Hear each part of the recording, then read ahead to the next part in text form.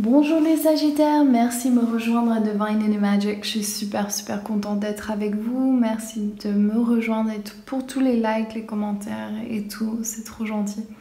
Nous allons faire le tirage donc amour, mission de vie, abondance et côté féminin, masculin. Donc ce qui se passe à l'intérieur et l'action à prendre. Donc on va faire ici isolement. Il est temps de se vous déconnecter du monde.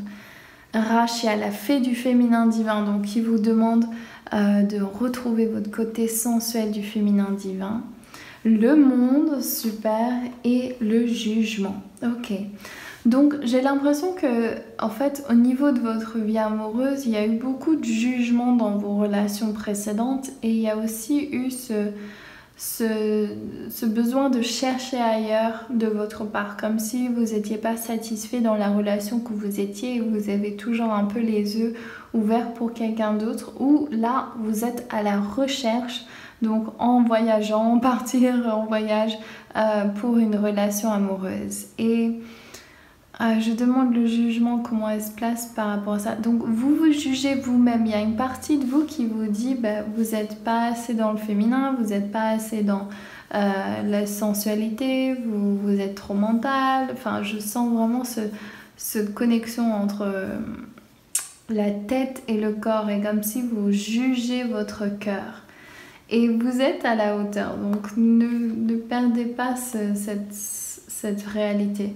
Allez dans une forêt, connectez-vous à des arbres, prenez un temps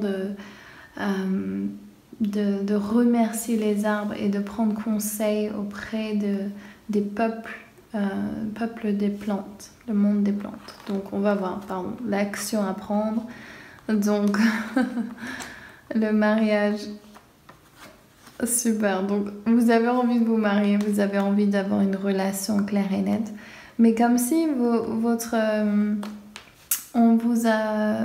avez bloqué votre cœur, vous avez fermé votre cœur. Et là, je leur demande pourquoi. Et aussi avec le pendu, qu'est-ce qui se passe? C'est Huascar qui m'indique ça, et les vies antérieures.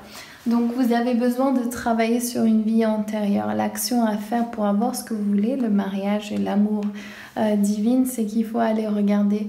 D'accord, il y a eu une blessure pour certains ou certaines vis-à-vis du mariage, ce que ça représentait dans des vies antérieures. Ça peut vibrer avec pas mal de vous, et c'est comme si vous avez besoin de dénouer ce lien pour justement avancer, comme s'il y a une blessure au niveau de cette relation. Donc peut-être quelque chose que vous retenez. Ensuite, on va voir la déesse. Vous avez la paix, Irene. Et vous n'avez aucun souci à vous faire, car tout se passe merveilleusement bien. Donc et puis il y a les bébés, les dauphins, l'abondance avec la corne du cornucopia, je ne sais pas si c'est corne d'abondance. Et vous avez le prince du désert. On va lire ça tout de suite. Je sens que c'est vraiment en connexion avec cette relation amoureuse. Donc, lorsque vous tombez sur le prince du désert, vous recevez un cadeau. La plante de la vie qui existe dans le désert est bien défendue, coriace et succulente, même si elle ne reçoit pas ou peu d'eau. En dépit des conditions extérieures, une vie extraordinaire peut se former et grandir. Soyez tenace et ayez du courage et osez rêver, peu importe les circonstances. Cela peut sembler un moment difficile, mais non seulement vous survivrez, vous grandirez malgré les conditions, vous réussirez.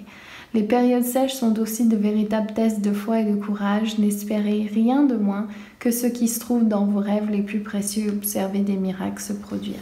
Voilà. Ensuite, au niveau de votre mission de vie, abondance, vous savez ce que vous voulez faire.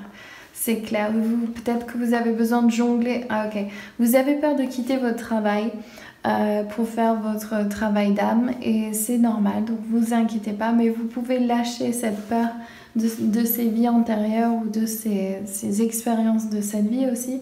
Mais gardez votre travail pour l'instant et commencez à faire votre activité. Ce que moi je conseille, c'est que